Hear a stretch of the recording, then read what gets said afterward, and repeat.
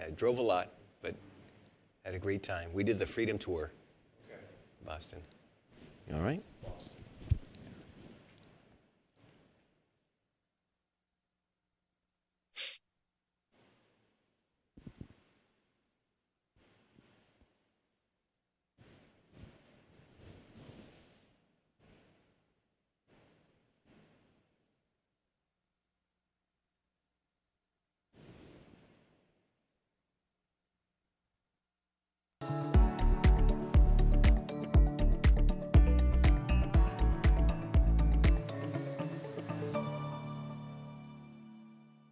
Good morning, everyone, and welcome to today's Supply Chain Insight, powered by CargoNav, your digital tool for end-to-end cargo visibility.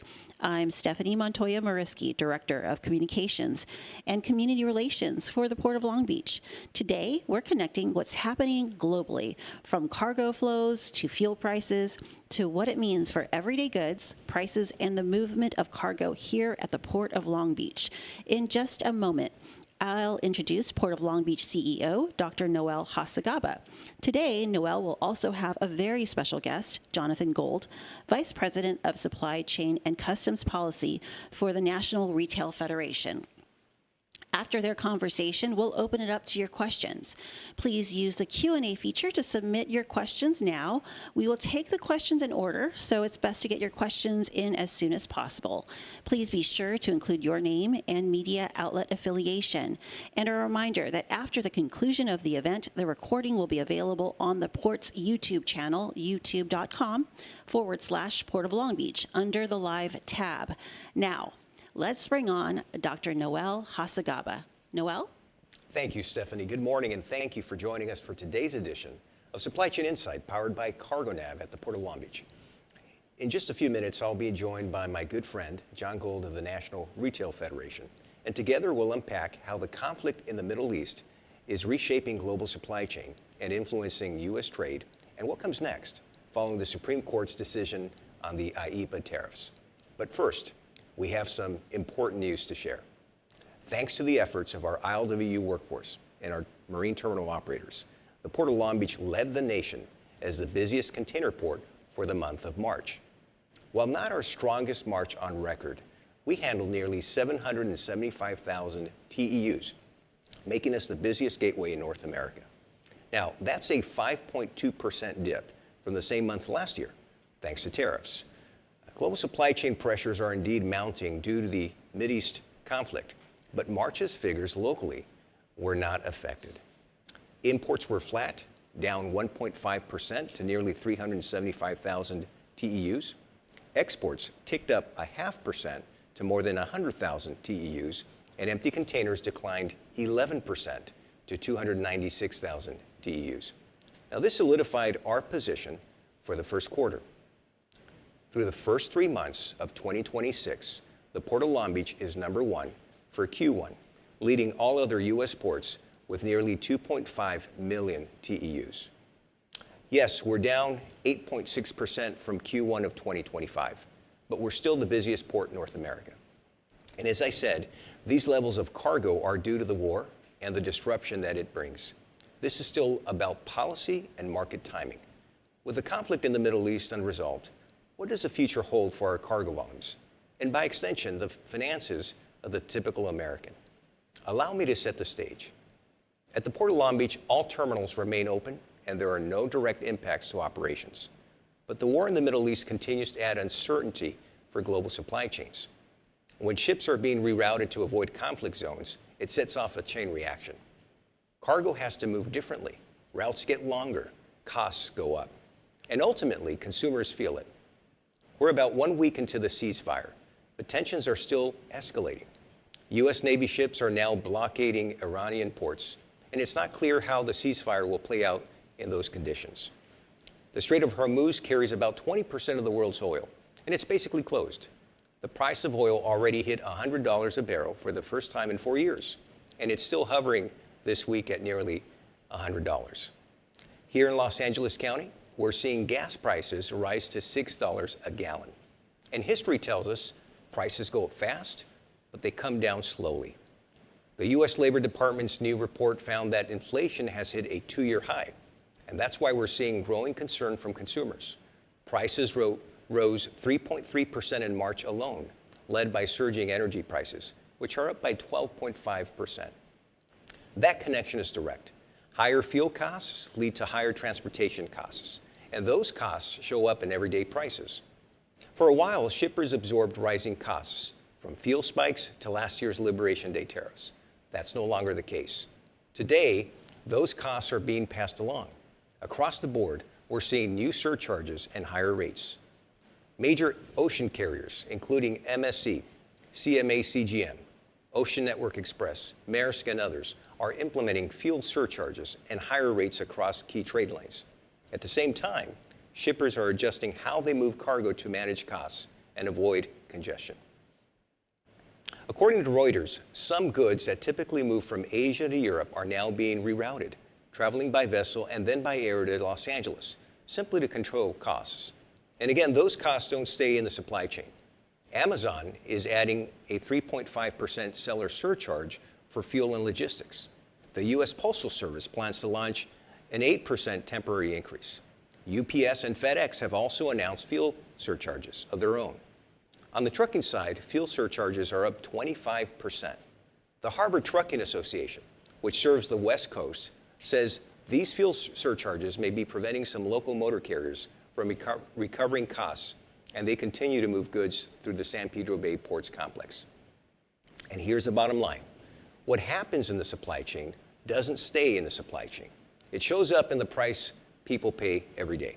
Not just higher price tags, but fewer discounts, higher free shipping thresholds, and slower delivery times. I'd like to take a moment to acknowledge the resolution of the OOCL Sunflower incident.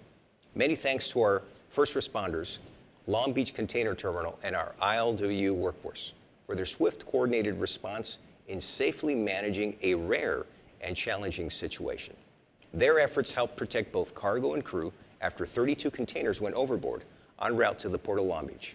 The OOCL Sunflower safely departed on April 2nd. Once again, the Port of Long Beach kept its commitment to safety and flexed its resilience muscle to keep cargo moving. Now, to more good news. The U.S. Army Corps of Engineers allocated nearly $70 million to the Port of Long Beach from the Federal Harbor Maintenance Tax Fund, a record investment. This funding will strengthen critical infrastructure, improve safety, and enhance efficiency as we continue to build the port of the future here in Long Beach. It's part of a broader $148 million package shared with the Port of Los Angeles. This is also the result of sustained advocacy over many years.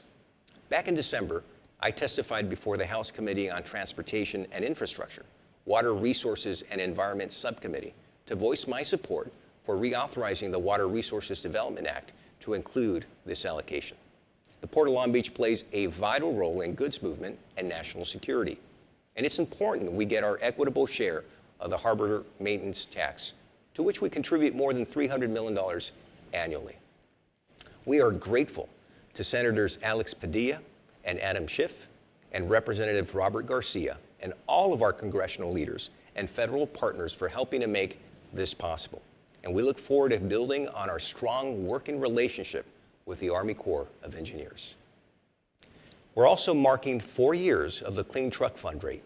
So far, we've generated more than $155 million and already reinvested more than $62 million in zero-emissions trucks and infrastructure.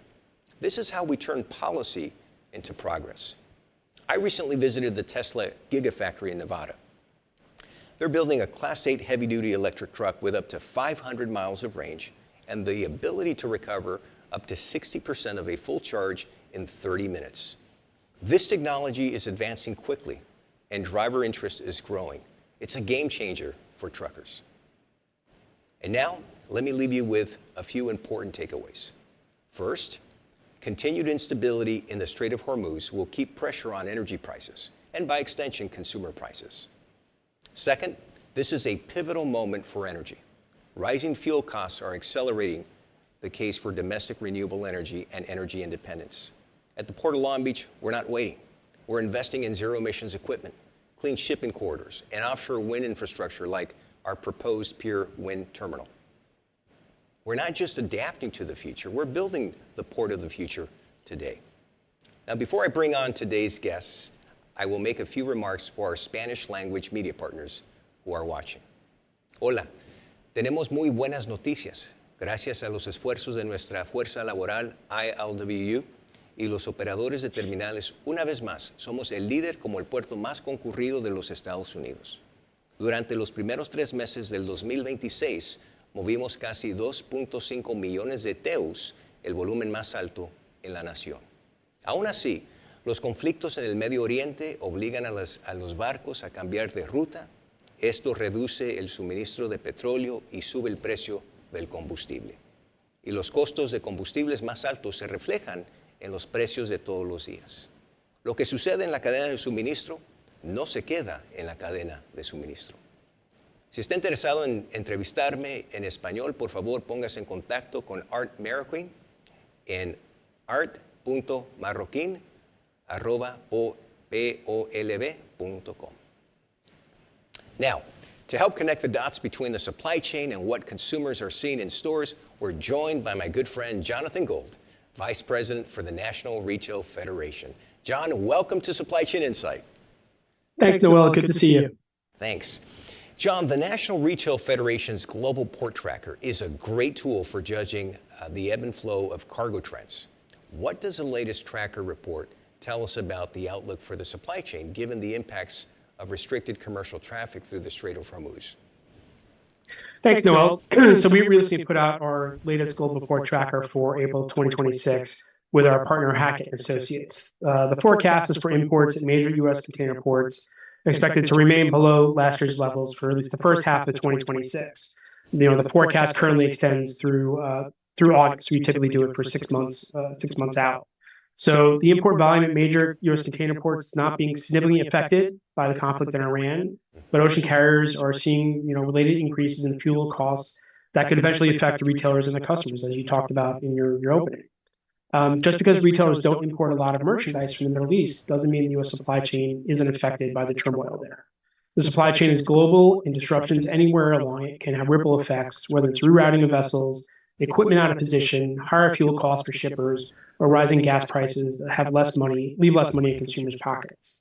Retailers continue to monitor the situation on a daily basis and are working with their transportation partners to minimize any impact. In the meantime, retailers continue to face rising tariffs and continued trade policy uncertainty that put downward pressure on imports and upward pressure on prices. We still see a strong consumer demand in 2026. The consumer remains the bright spot in our economy, despite all the various policy and geopolitical challenges that we're facing. We released our annual retail sales forecast a couple of weeks ago and believe we will see an increase in retail sales of 4.4% in 2026. However, we recognize there are ongoing headwinds, including the situation in the Middle East, that could certainly impact consumer spending in the future. Thanks for sharing that, John. I can tell you that your global tracker is even more popular than usual, given all the activity that's unfolding in the global supply chain. But thank you for sharing that insight. And I think it's important for our viewers to understand that notwithstanding some of these headwinds that are cascading across the global supply chain, you're still looking at a positive year-over-year increase, which is what we've been projecting here in Long Beach as well. And as you pointed out, what we're seeing so far. Let me move on to the next question. How are your members navigating the effects of the escalating situation in the Middle East? For example, freight surcharges, higher costs of fuel for the goods moving industry, and what options do they really have? Thanks. So, retailers are continuing to work with their transportation partners to work through the current situation, including the additional surcharges. Many have these situations spelled out in their contracts, their annual contracts. So they're working through those issues. We know they're all working on, finalizing some of those annual contracts right now. So this certainly is having an impact on some of those negotiations. We were pleased to see the Federal Maritime Commission prevent the early implementation of some of these surcharges last week and the week prior. We agree that importers and cargo owners need clear information on the scope and purpose of any new surcharges and encourage the FMC to continue to evaluate those potential surcharges that the carriers are looking to implement. Unfortunately, as we've seen with previous supply chain disruptions, it's not easy to quickly pivot, especially as the challenge and disruption persists. I think as we talked about the ripple effect these disruptions have, as folks have to look for, rerouting of cargo, which takes time and money.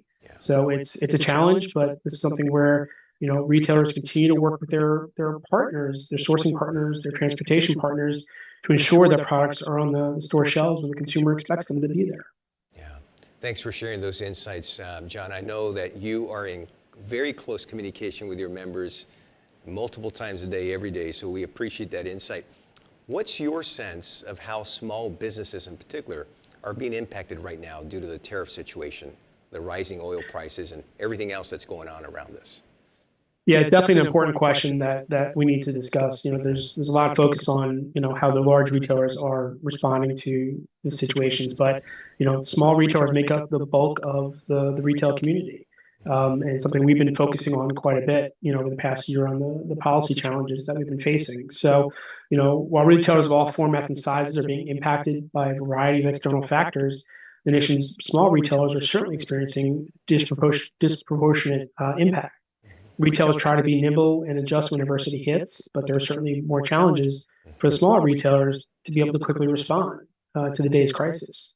Retailers already operate on an extremely slim margin, and small businesses in particular don't have the ability to absorb cost increases and typically have to pass those along to the end consumer. As we saw with the tariffs that are now seeing because of rising fuel costs. So certainly the smaller retailers are more impacted by some of these immediate changes than larger folks are.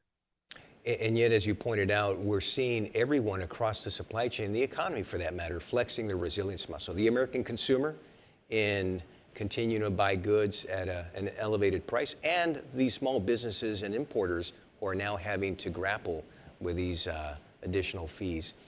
Will we see, this is another question we get often, John, will we see more front loading when importers move to stock up ahead of impending tariffs or other issues? How are inventory levels in general right now, and do you expect more front loading?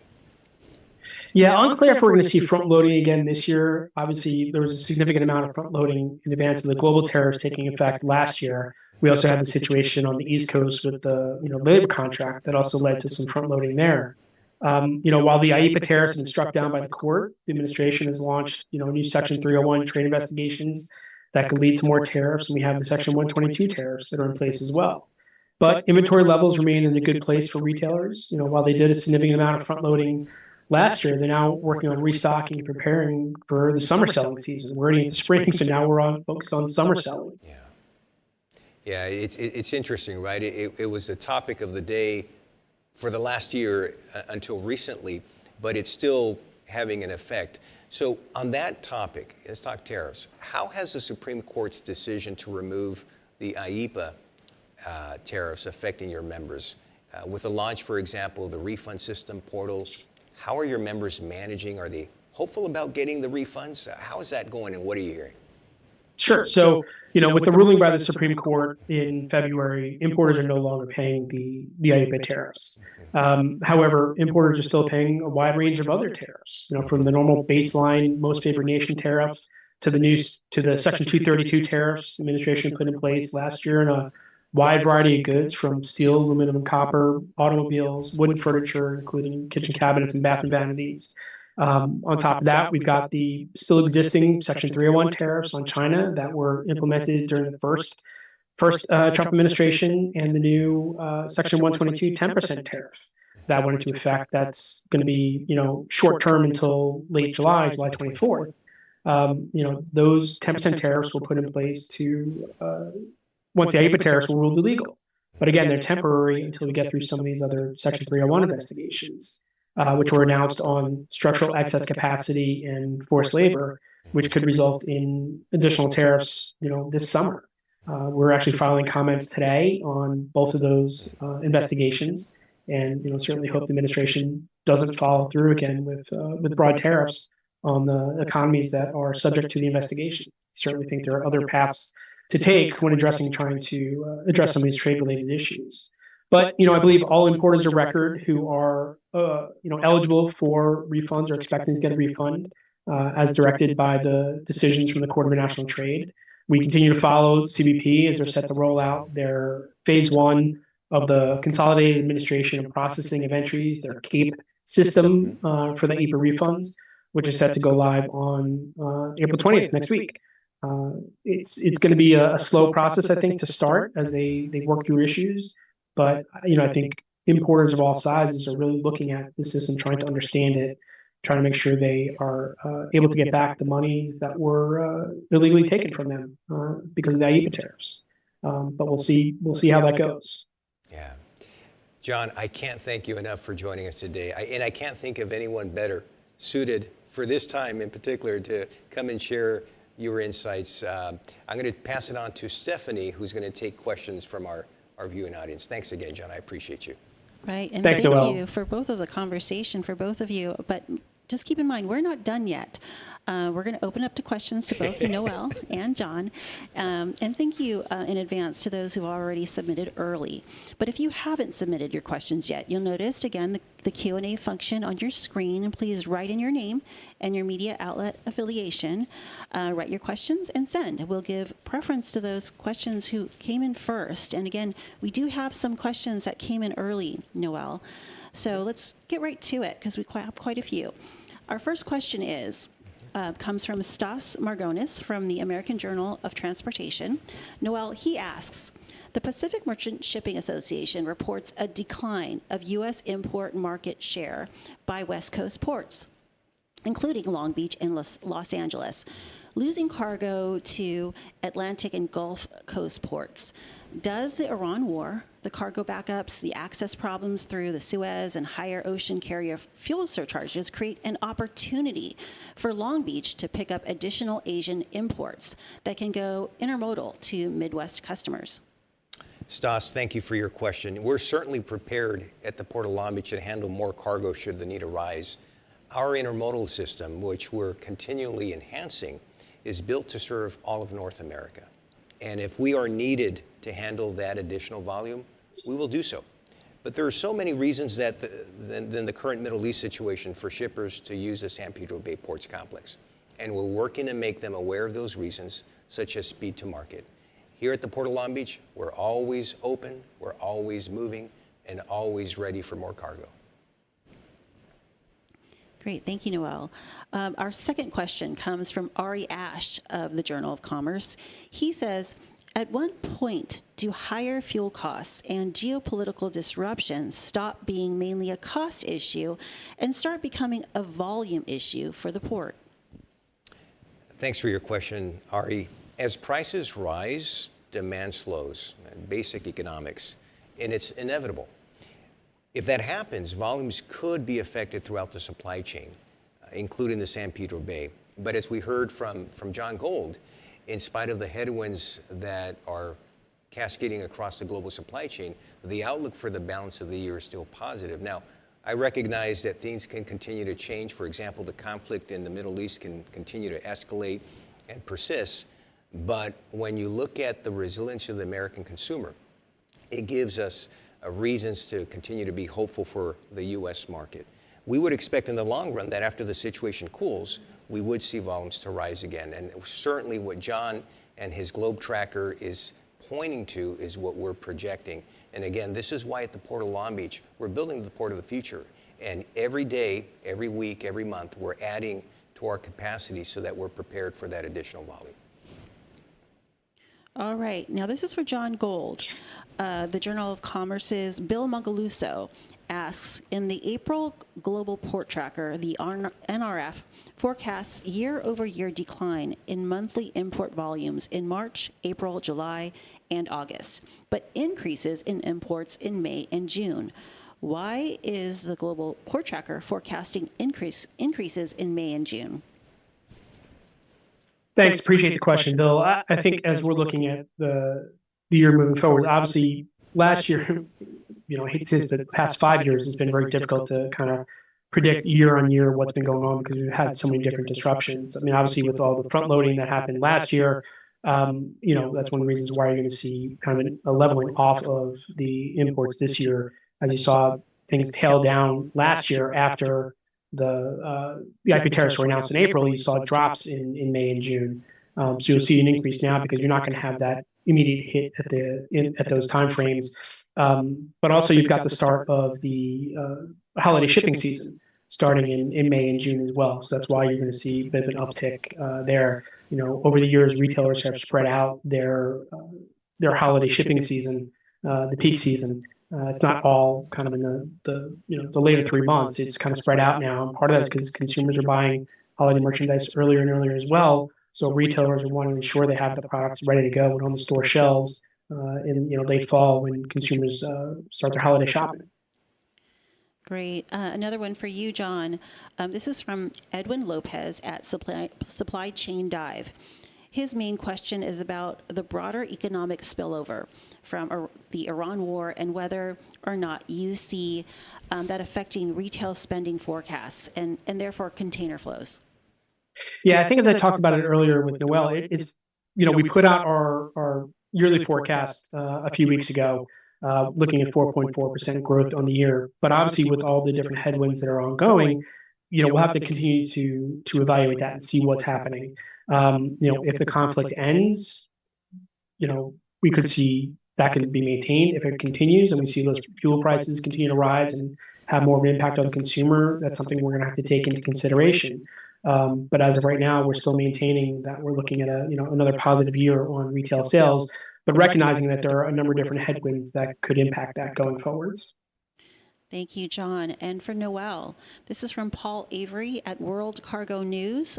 He asks, did any container services move calls from terminals at the Port of Los Angeles to Long Beach over the first quarter?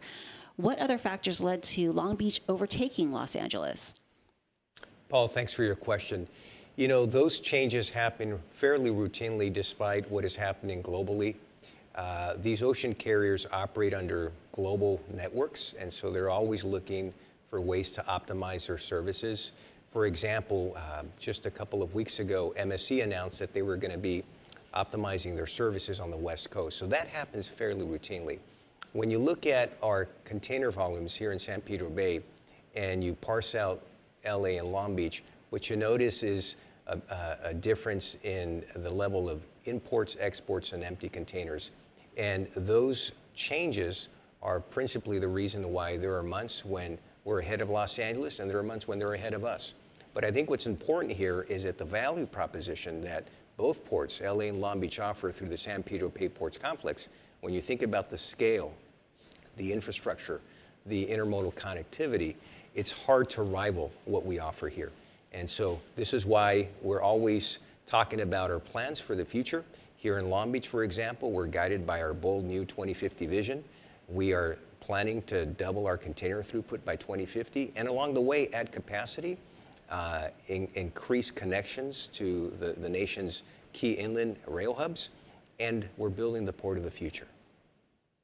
Great. Jonathan, if you could take this one for us. It's from Alejandra Carranza from Supply Chain Dive. She asks, can you elaborate on how retailers are working with their transport partners to navigate freight surcharges? Yeah, again, I think because a lot of those surcharges are within their contracts, they're continuing to have the conversations about whether or not they're going to apply, how do they work through that. So it's just ongoing conversations they're having with their providers, trying to work through those issues. Great. And we're going to wrap it up with one more question for you, Noel. You had mentioned that the Port of Long Beach had sought more funding for some time now from the harbor maintenance tax. What do you think changed and brought more funding our way? Sustained advocacy over many years. Advocacy is a team sport, and when you have a whole industry advocating on behalf of strengthening the nation's transportation system and the supply chain, especially at a time like this, at a critical moment where ports and goods movement in general are recognized as vital to the national economy and vital to the nation's resilience and national security, it becomes increasingly important to help ports like ours make those investments so that we can support our nation and our federal partners in making the nation's transportation system more resilient, energy independent, and improve our ability to move more cargo to support the nearly 3 million jobs that are supported by the Port of Long Beach nationally. Great. Thank you, Noel. And thank you to everyone especially those reporters who joined us today and asked those very thoughtful questions. Back to you, Noel. Thank you so much. Thank you very much, Stephanie, and many thanks to John Gold from National Retail Federation. Thank you again, John, for joining us. This concludes this edition of Supply Chain Insight, brought to you by the Port of Long Beach. Thank you for joining us, and I hope to see you next time when we may have a special announcement for you. Thanks again. Have a great day.